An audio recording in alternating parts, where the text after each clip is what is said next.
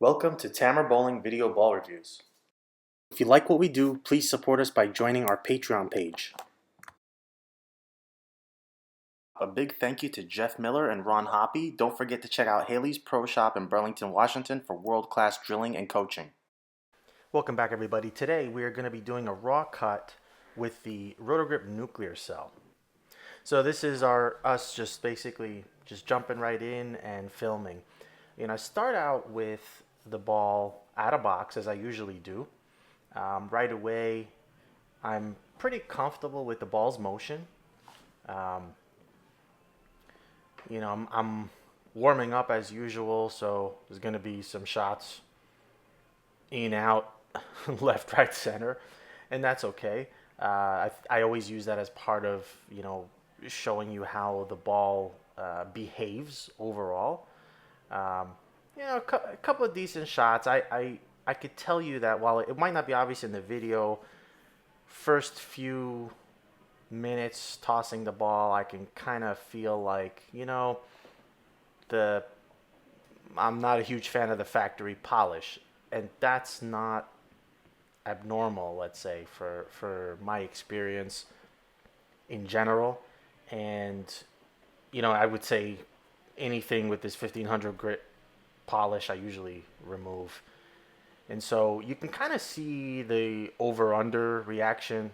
Haven't really thrown a ton of great shots yet through this, but several that are close enough.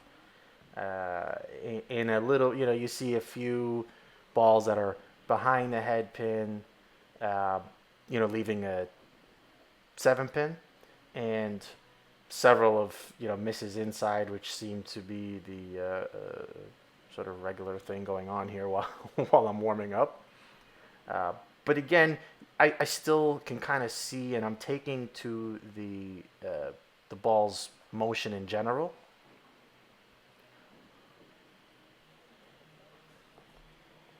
The characteristic of the ball is basically, I want to say long and strong.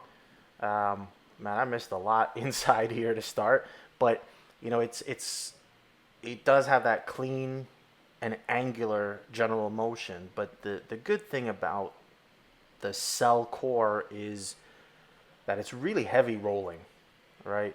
And I, if I think back about a ball like the Supersonic, for example, that kind of had that, I would say, like, I recall it in a similar way.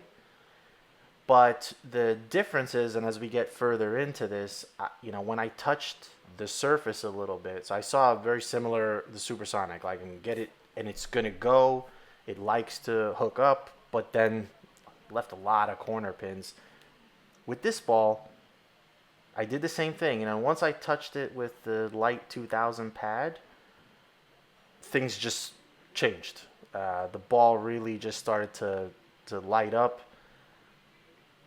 Obviously as we, as I get into it, warm up, I'm throwing better shots. But regardless of that, the theme is get rid of that extremely shiny surface. And don't get me wrong, it's still shiny, but all of a sudden the time that the ball hooks up is just right.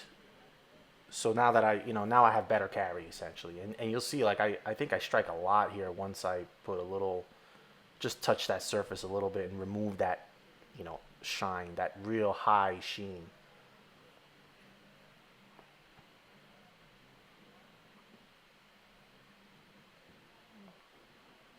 It's still strong. So, you still got to be careful with getting it to the friction, relatively early. Otherwise, I had pretty good room overall. So you can see I moved in, and there's just a spectacular ball reaction there.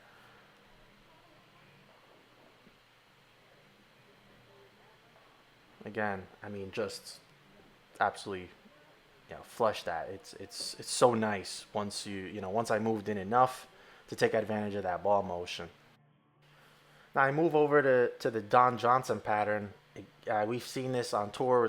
It played pretty tough on tour. I have to say, here at these lanes, I just didn't. League night, it felt like it played tough, but during testing, I was surprised. I didn't do any more surface than I had done with just basically breaking that factory polish just a touch. But I think it's just the heavy roll of this ball just seems to, give it forgiveness from misses in because of the, it's still a shiny pearlized surface, but it had that heavy roll that when you kind of got it to the spot, it definitely hooked up nicely. I really enjoyed the nuclear cell overall. Really didn't have any trouble playing with it, and because I had confidence, it just worked. So that was our raw cut look at the Roto Grip nuclear cell. Stay tuned for some more videos.